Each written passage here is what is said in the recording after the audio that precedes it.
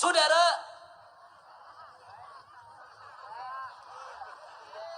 belum cerita udah ketawa.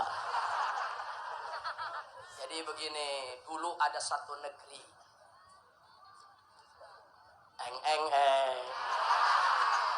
Ada satu nama negerinya Indonesia. Indonesia, bukan Indonesia. Indonesia. Orang Sunda kalau bilang sia apa artinya? Lu paham lu. Ini kelihatannya yang hadir Betawi semua. Lu pada gak pulang kampung. Betul. Gak apa-apa kalau pulang kampung gak dikiran di Monas. Baik, nama negerinya apa? Bukan Indosiar. Lu pikir TV? Indonesia. Ibu kotanya namanya Jakarta. Ibu kotanya Jakarta. Singkat cerita, di ibu kota Jakarta, negeri Indonesia, ada seorang melarat, miskin, papa, menderita, disebut konglomerat. Mau tahu namanya? Kebetulan namanya sama sama saya, Habib Rizik. Melarat. Tapi sabar. Habib Rizik. Miskin sabar, jujur, adil, berkah dari Allah. Saking berkahnya, berubah dari konglomerat menjadi konglomerat. Habib Rizik. Emasnya lebih gede dari Monas. Alhamdulillah. Bersyukur kan nih? Bersyukur. Nurul Mustafa kita sumbang. Ntar tuh emas bawa pulang.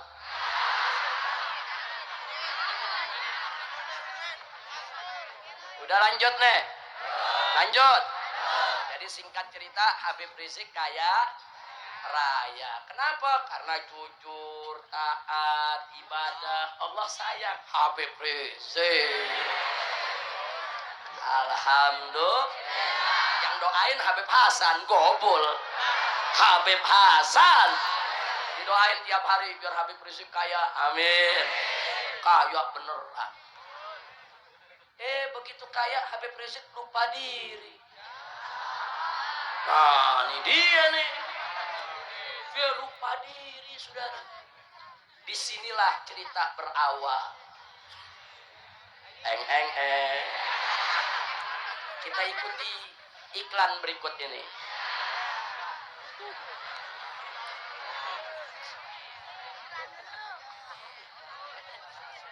Lanjut. Begitu sudah kaya raya, muncul nafsu serakah. Saya punya bawahan banyak. Sekretaris saya melapor. Habib Rizik, kita sudah kaya raya. Apa saja bisa kita beli. Tapi bagaimana Habib? Apakah usaha ini perlu dikembangkan lagi? Saya bilang perlu, jangan berhenti. Kita mesti jadi paling kaya di dunia. Mantap gak? Habib Rizik. Akhirnya ada yang melapor, saudara Habib. Kita sudah punya armada bis untuk luar kota, jumlahnya ribuan. Ini pulang kampung gak nampung Habib. Semua terpakai, kaya raya. Saya bilang bagus, itu kerja. Tapi Habib, itu bis kita yang ribuan tiap hari kan mesti ngisi bahan bakar. Betul? Tapi bahan bakarnya ngisi di pom bensin milik orang Habib. Oh begitu? Iya. Tiap hari kita beli ratusan ribu liter. Jadi apa usul kamu? Sebaiknya kita bikin pom bensin sendiri Habib. Supaya keuntungannya jangan jatuh ke orang, hanya jatuh ke Habib Rizik. Saya punya armada bis ribuan, saya kasih nama Habib Rizik Express.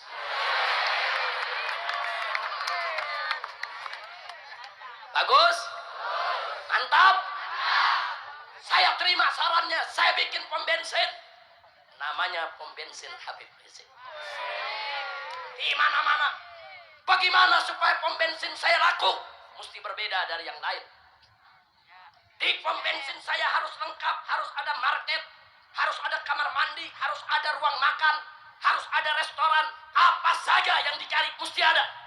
Habib Rizik. Supaya kenapa? Supaya pom bensin yang lain gulung tikar. Biarin yang lain miskin, yang penting Habib Rizik kaya. Mantap. Habib Rizik. Ada laporan lagi habis bulan. Habib, pom bensin sudah berdiri semua. Pom bensin kita laku semuanya. Cuman ada kendala Habib. Kenapa? Ini ban bis kita sering meletus. Lalu bagaimana? Ya tambal ban. Tambal bannya di mana? Di jalanan. Siapa yang punya? Si Ucok. Ucok yang dekil itu. Mobil saya nggak boleh disentuh sama orang dekil. Kalau begitu, bikin tambal ban yang banyak. Saya bikin tambal ban di mana-mana. Si Ucok tambal ban orang dikorek-korek. Bikin tambal ban pakai alat yang canggih. Dia semua kendaraan ke saya. Lalu sekretaris tanya, Habib, lalu nasib Ucok biar dia mati. Udah miskin pakai buka tambal ban. Miskin pakai mau hidup lagi. Akhirnya saya bangun tambal ban di mana? Ucok gulung tikar. Habib Rizik. Nafsu serakah. Nafsu serakah. Ada laporan lagi, Habib, tambal ban sudah bagus semua. Sekarang ada persoalan lagi. Apa? Ini penumpang kita ratusan ribu, Habib. Ribuan di mana-mana. Lalu itu mereka makannya di rumah makan si Buddha, Habib. Oh, jadi keuntungannya mereka yang ambil. Betul. Wah, ini nggak benar. Bikin rumah makan Habib Rizik restoran. Semua penumpang Habib Rizik Express harus makan di Habib Rizik restoran. Lalu Habib, warung si Buddha biar mati.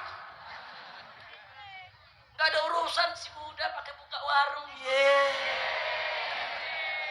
Rizik orang kaya, manajemen rapi, mesti Habib Rizik yang punya restoran. Bangun. Warung-warung si Buddha gulung tikar. Habis bulan laporan lagi, Habib, ada makanan yang paling digemari dalam restoran kita. Apa yang digemari? Tempe. Oh, tempe paling laku, iya. Beli tempenya di mana? Itu di pabrik Pak Karto. Pak Karto mana? Itu yang di ujung jalan. Oh, yang bikin tempenya diinjek-injek. Wah, ini nggak betul. Nggak betul. Jadi dia yang untung tiap hari tempenya dimakan penumpang kita. Bikin pabrik tempe. Supaya tempenya enak, pakai laser. Supaya awet, nggak gampang basi. Supaya restoran lain juga beli di pabrik tempe kita. Habib. Lalu nasib pabrik tempe Pak Karto biar mati. Orang miskin pakai mau punya pabrik, Orang miskin gak usah pakai punya pabrik. Orang miskin punya pabrik pakai tambal ban, Itu urusan orang kaya. Orang miskin biar mati. Bangun pabrik tempe. Habis pulang laporan, Habib, pabriknya laku. Lalu bagaimana si Karto? Mati, Beb. Pabriknya gulung tikar, dia nggak kuat gantung diri. Karto udah, biar dia mati. Yang penting Habib Rizik kaya. Serakah gak? Jujur, serakah gak? Serakah tidak? Gak berhenti sampai di situ. Datang lagi laporan, Habib, ini di Jakarta lagi bagus bikin mall, Habib. Wah, di Jakarta lagi bikin. Oh begitu, laku mall, laku Habib. Bikin mall yang banyak. Saya bikin mall di mana-mana. Mall Habib Rizik. Begitu udah jadi, laku, semua kios terjual, banyak yang dagang. Ada laporan, Beb, ada kendala. Kenapa? Di depan mall kita banyak pedagang kaki lima. Miskin lagi. Yang bikin susah. Jadi bagaimana Habib, ini orang-orang miskin ini bikin susah aja. Bikin pengunjung kita jadi terganggu. Gusur mereka, usir. Waduh, Habib gak berani, Beb. Kenapa? Ini pedagang kaki limanya galak-galak. Galak-galak orang mana? Orang Betokau. Oh, jadi kalau diusir, wah bisa dibakar sama orang kita, Beb. Wah, gitu jangan. Jangan dibakar. Kalau gitu bagaimana? Bikinin tenda yang banyak. Oh begitu, Beb. Bikinin tenda tiap hari, kasih makan pagi sampai siang selama 2 bulan. Oh, baik gak?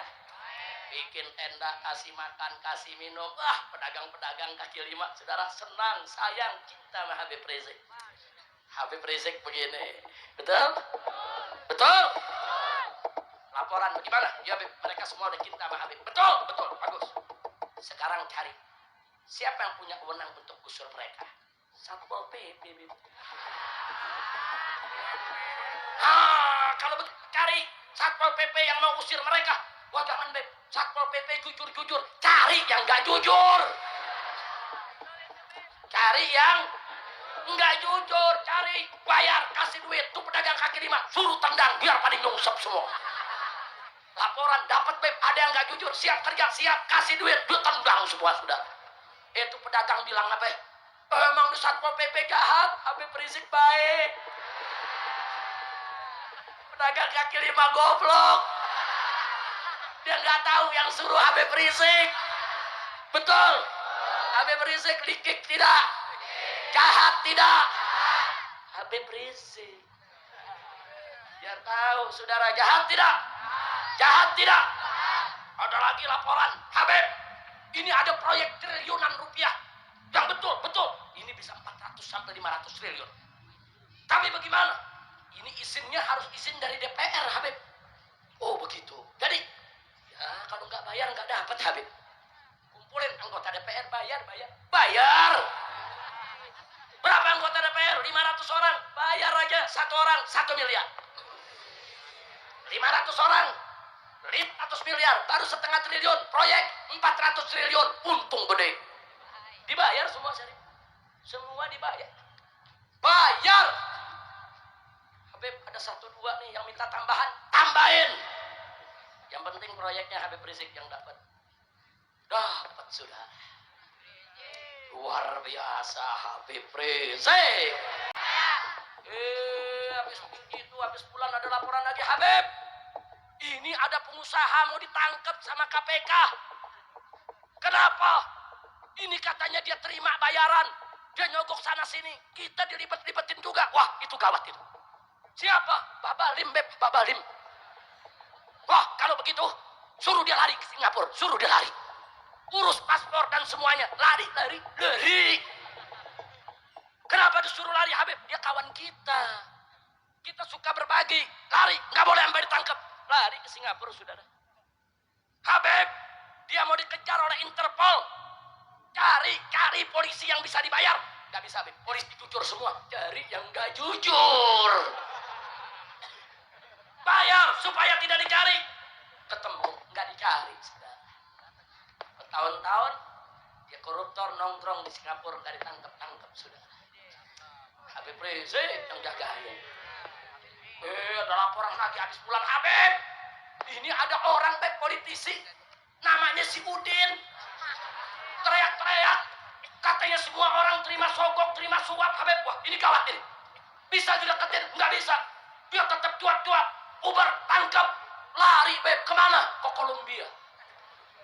Lari ke Kolombia, sudah. Uber. Uber tangkap walaupun harus lewat 4 benua. Jebloskan dia ke penjara. Sebab kalau dia nyanyi, rusak semua perusahaan kita. Di Uber sampai ke Kolombia, sudah. Yang di Singapura nggak di Uber, di Kolombia di Uber. Anak buah saya tanya, kenapa, Habib? Yang di Singapura nyetor. Yang di Kolombia nggak nyetor. Habib Rizik. Luar biasa. Likik tidak? Udah terus? Udah lanjut? Masih ada lagi, saudara. Saya lagi jalan sama supir saya. Jalan naik mobil limosin. Itu limosin tuh, wah, nggak ada suara mesin. Berhenti di lampu merah, ada ibu-ibu ngemis gendong anak. Minta, saya bilang sama supir kurang ajar. Orang miskin jangan megang saya punya mobil, kotor. Pano.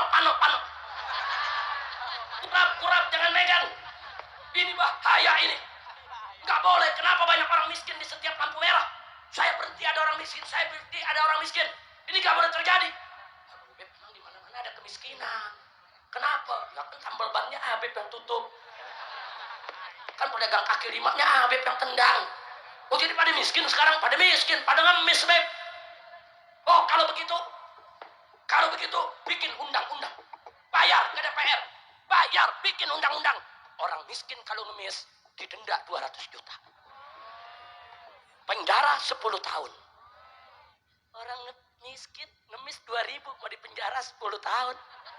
Unyil.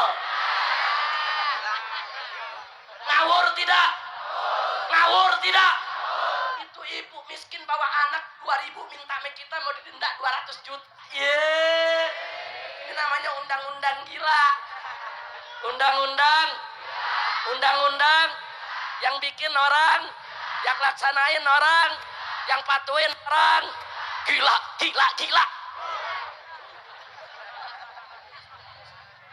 Enggak mau tahu, Habib Rizik.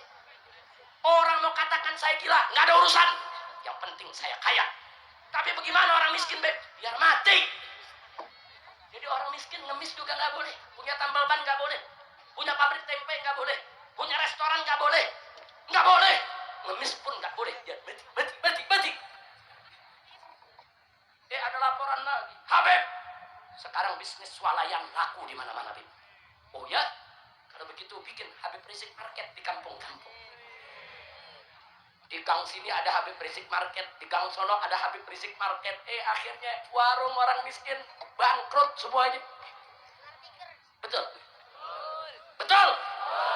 Pada datang Habib, ini orang-orang miskin warungnya pada bangkrut. Biarin orang miskin mati sekalian. Yang penting Habib Rizik kaya. Jadi mana-mana. Yang penting Habib Rizik kaya.